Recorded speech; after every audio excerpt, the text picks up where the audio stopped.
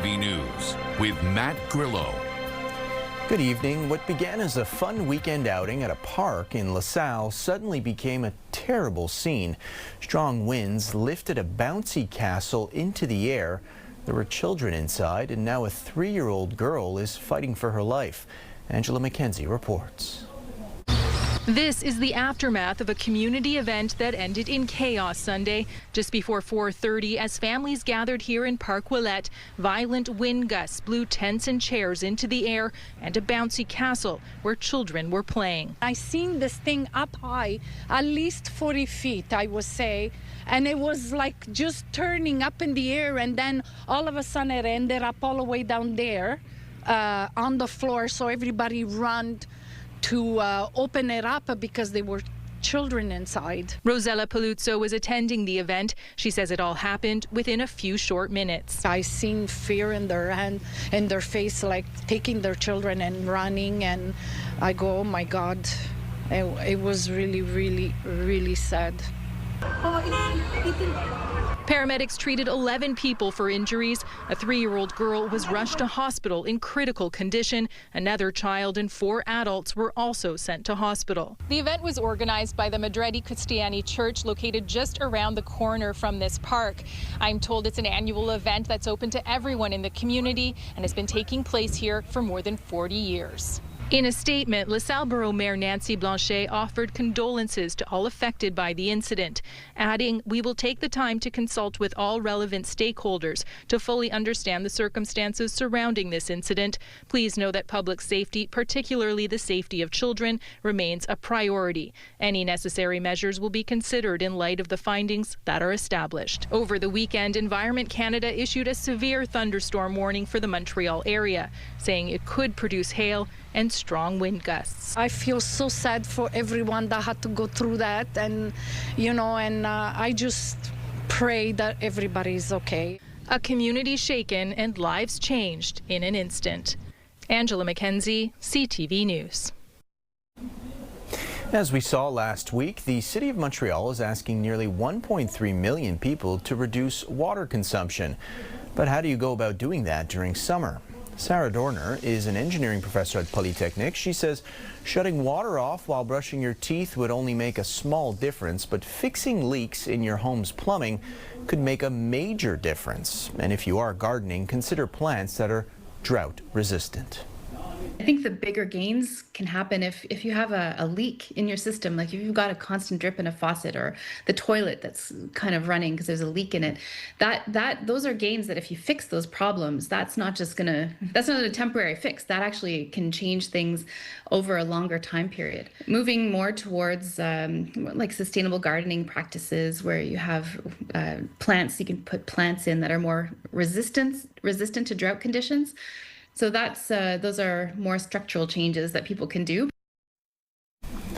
She says it could be challenging to reduce water consumption if there are hot and dry periods this summer.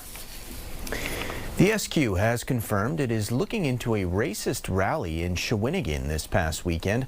A small group held up a banner that has sent a shockwave of outrage across the province. Stéphane Giroux has the story. The picture shows a group of roughly 20 masked individuals carrying a banner that reads in French, "I remember a white Quebec." It was taken in Veterans Park in Shawinigan. Some of the participants are flying the Red Ensign, the former Canadian flag. No one has claimed responsibility for organizing the event. And according to eyewitnesses, there was only about 20 people, and it lasted no more than 15 minutes. But it didn't take long for the picture to make its way onto social media. And now, across the province, politicians and other voices are denouncing what happened. Quebec Premier Christine Fréchette wrote, "I condemned in the strongest possible terms the gathering held in Shawinigan and the racist messages conveyed there. Like many Quebecers, I was deeply shocked." The PQ leader, for his part, added, "Let us be unanimous and denounce this racism." While the Liberal Party's Charles Milliard wrote, "Shame on those who spread a divisive message that in no way represents the openness of the Québécois people." I mean, it's totally unacceptable. But again, it shows you that there is racism and there is discrimination and there is profiling around people that, are not white people. And we have to denounce it. We just don't accept that. It's not what we are.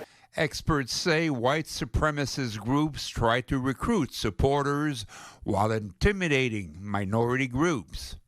Last year, a group calling itself Second Sons of Canada, wearing similar outfits, also carrying red ensign flags, displayed an anti-immigration banner in London, Ontario.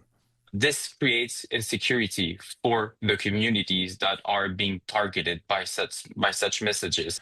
So should their actions be publicized? Again, it's a tough call, says Poitras. This is what they want. They want us to talk about them.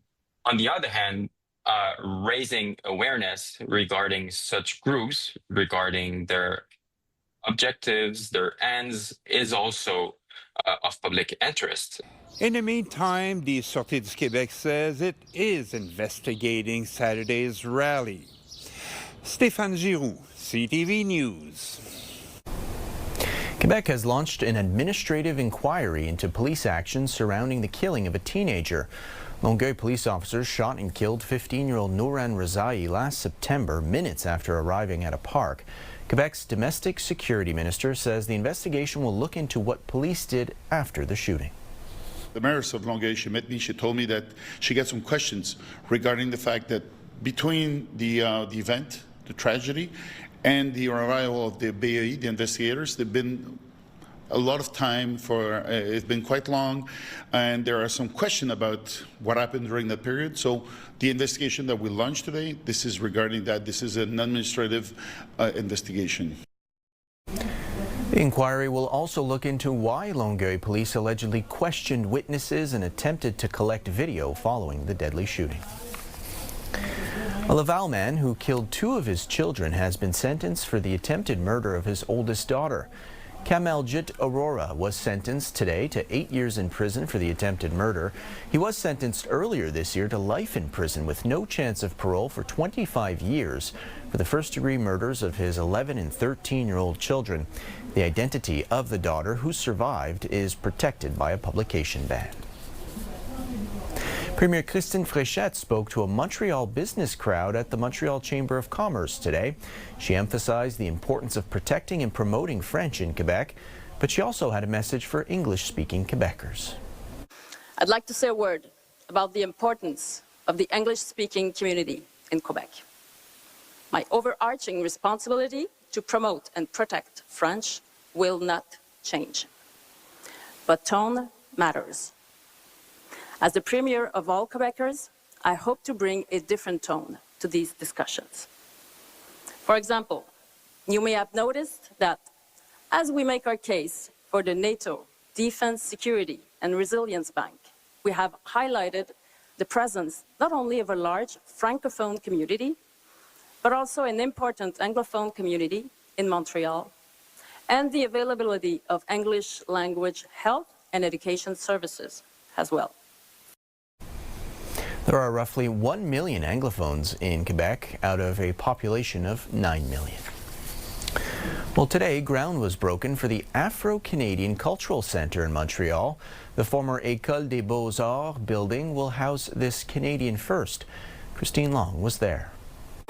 After years of planning, work begins for real on the Afro-Canadian Cultural Centre on Saint-Urbain, just north of Sherbrooke Street West. For the Black community to have a space where they could be free to be artists and thrive. and it's going to be wonderful right here in Montreal, one of the biggest in Canada. How exciting is that? The former École des Beaux-Arts building will be renovated with $40 million of public and private money to create the biggest Afro-Canadian cultural centre in Canada. It's a project that obviously the federal government wanted to support, $21 million of federal support from different programs, whether it's heritage, whether it's building green buildings for communities. It's going to be a one-of-a-kind project. The City of Montreal has also stepped up, really provide us like a little bit of funding to really help in what we're doing. And obviously we have a lot of corporate partners and private philanthropic partners that have also been very present to really support our work, and we're very happy about that. Nicknamed CCAM, the centre will be a hub for all Black communities. Obviously, I'm going to talk about the Haitian community, but we have people from the Caribbean, we have people from Africa, we have people from like lots of different areas in the world, and I think it's high time for Montreal to have such an institution. And Montreal is a cultural center, and now to have a cultural center, a Black cultural center for the entire country, but based here in Montreal, I think it's a win for the community, it's a win for Montreal, it's a win for Quebec. After 16 years of standing vacant, this building will soon be hosting vibrant events. Plus a new extension that you've probably seen that is inspired with the heritage of African communities. And to have such a building, such an architectural building, it is also a big statement for the plateau, and it shows how ready we are to welcome a space like this. It was about time. The centre is slated to open end of 2027. Christine Long, CTV News. The city is gearing up to celebrate Mount Royal Park's 150th anniversary. Today, the City of Montreal unveiled some of the programming for the celebration, with events taking place throughout the summer, fall, and winter. There will be more than 70 activities, including a performance by the Metropolitan Orchestra, public art displays, lectures, guided hikes, outdoor yoga, even skating with players from the Victoire. Montreal's mayor says the park holds a special place in her heart. For generations of Montrealers, Mount Royal has been much more than a park. It's where we gather, connect with nature, and create lifelong memories. I actually remember my first picture as a young kid that came to Montreal with my grandfather right here in front of this lake. Mount Royal Park was inaugurated in 1876. It includes 200 hectares of urban green space. In 2005, it was designated a Quebec Heritage Site. Well, a road once considered one of the worst on the island of Montreal is finally being repaired. Construction has started on Ellerdale Road in Hampstead. The project comes after a years-long standoff between the town of Hampstead and the City of Montreal. The mayor of Hampstead says for 10 years, Montreal would not provide the town with information on the water main under the street, thereby preventing any work above it. Until last July, when the city told Hampstead the main was in good shape and that if anything happened to it, Montreal would assume responsibility. It is our responsibility, it's our obligation to do it. We have homeowners along Ellerdale that have desperately and rightfully so pleaded with the town to get it done for almost a decade. But the reality is the most benefactors of this project will not be Hampstead residents. It's not to say that we're doing this out of the kindness of our own hearts. It's our responsibility. We have to do what's necessary. Work on Ellerdale is expected to take another 3 weeks to complete. Just ahead, after being eliminated, the Habs clean out their lockers, and one familiar name won't be with the team next year. After 14 years, Montreal Canadiens forward Brendan Gallagher will leave the organization this summer. He made the announcement this morning as the team cleaned out their lockers, following an extended playoff run to the Eastern Conference Finals. Matt Gilmore reports. He's been the Habs' heart and soul for 14 seasons. But after being left out of the lineup for much of the playoffs, Brendan Gallagher says his time in Montreal is up. It's pretty clear. I'll be kind of moving on here, but, incredibly.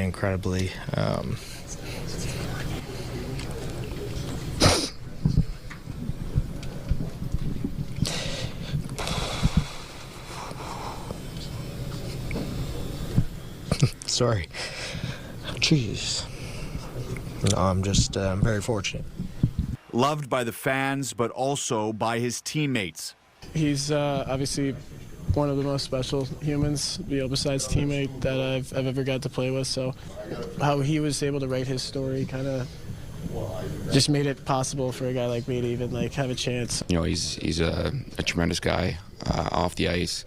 A family man now, and a guy that is gonna be a friend for life. So he's meant a lot to this city. It's a turning of the page, but analyst Mark Denis says it also shows the team is progressing. So a good sign of more maturity within the leadership group when you're able to let a player who's spent over 900 regular season games in your organization. Gallagher says he has no plans to retire from the NHL. Wherever he ends up next season, he says he'll be keeping an eye on the Habs. This is a really good group, you guys. It's a group that really cares about each other, obviously. They've been together for a long time. They're going to keep working at it, and I wish them nothing but the best. After a grueling postseason, the takeaway from the players is as close as they came. There's still a long way to go. Overall, I think we look at it on a positive note with how young we are, how bright our future is, but you never know how many opportunities you're going to get to be in an Eastern Conference final. So it makes me more hungry, and everyone just a bit hungrier to get back there and prove ourselves. The players say the experience of going deep in the playoffs taught the group a lot about managing their bodies, but also their emotions. Experience they hope will help them take the next step next season. Matt Gilmore, CTV News.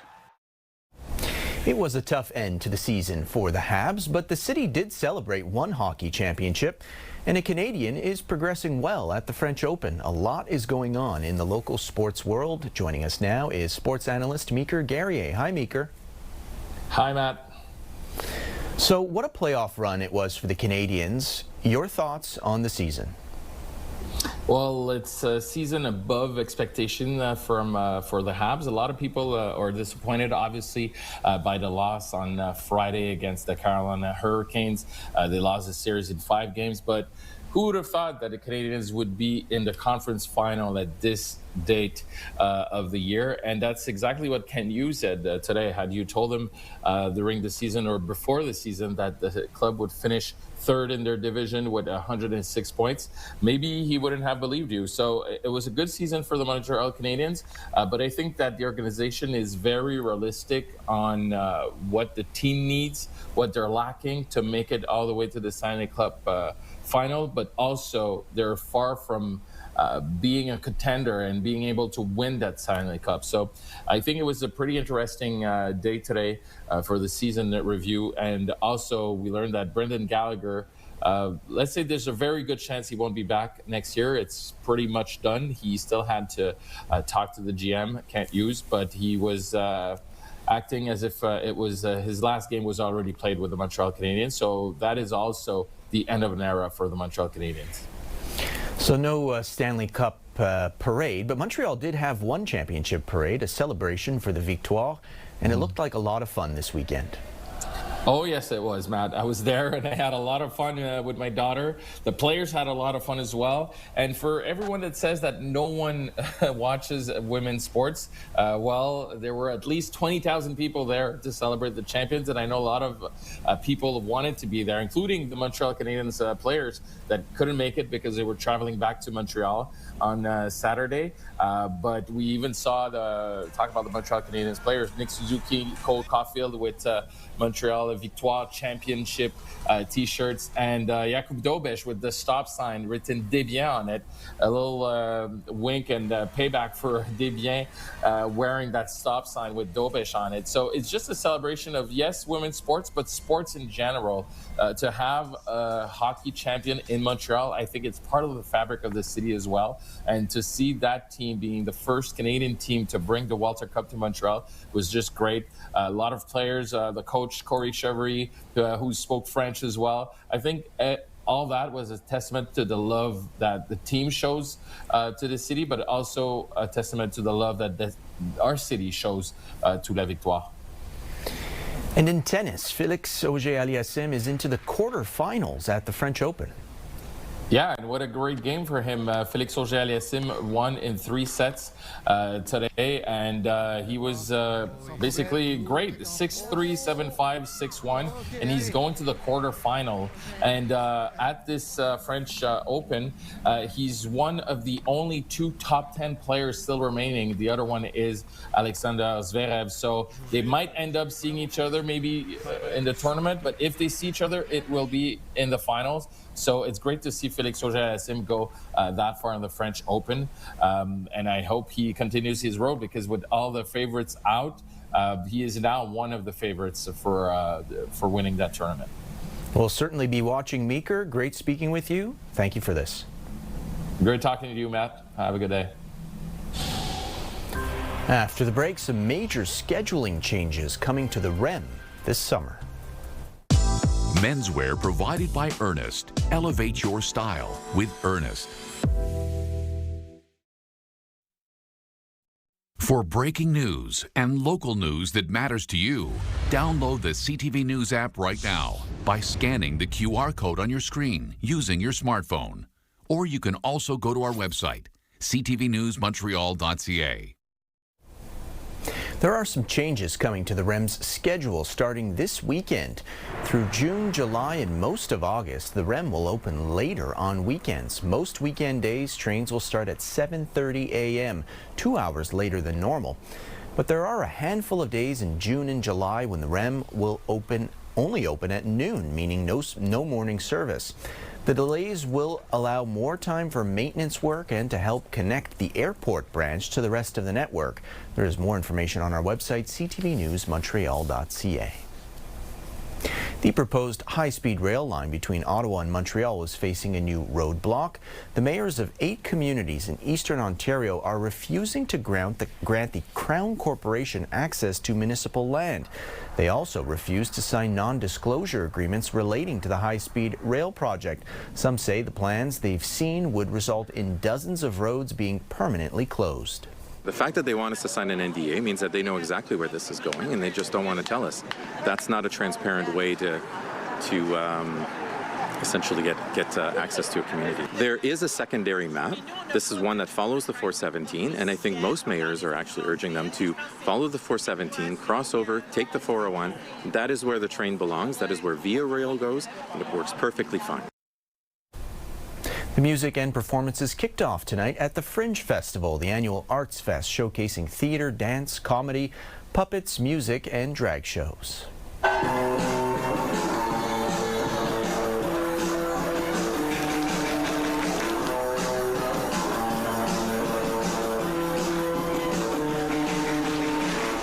The MCs and the audience were dancing this evening during some rapid-fire 2-minute teasers of the festival shows. This year's Fringe Fest, hosted by the Mainline Theatre, features 110 performance companies and more than 600 shows at 20 venues. The Fringe Festival runs until June 21st. Weather brought to you by Gratian Scaff's 50th anniversary gift event. Get a complete second pair and sunglasses as a gift.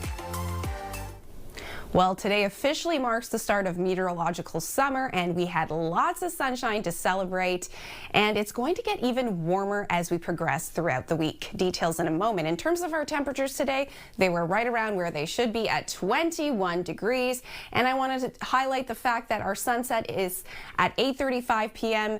on these almost summer-like days, so that is the good news there. We're seeing more and more sunshine. Now, putting our futurecast into motion, we do have a few clouds, so partly cloudy skies overnight.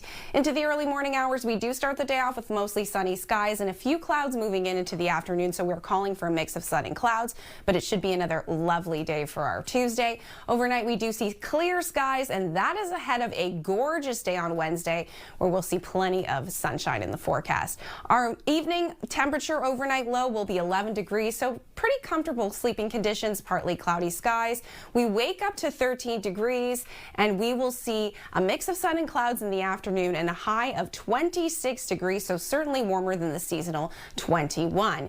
Now, looking at our longer range forecast, we do see that trend of warmer than seasonal temperatures. 26 on Tuesday, 28 on Wednesday with mostly sunny skies, another 28 on Thursday. Come Friday, it'll be 27 degrees. There is a chance of showers in the evening. Around 2 millimeters is what we're estimating, and we'll see that carry through into the morning hours on Saturday, where we'll see an additional 1 millimeter of rain, and the temperatures start to become a little bit closer to seasonal come Saturday with 24 degrees. Sunday's looking good so far, mix of sun and clouds, also 23 degrees there.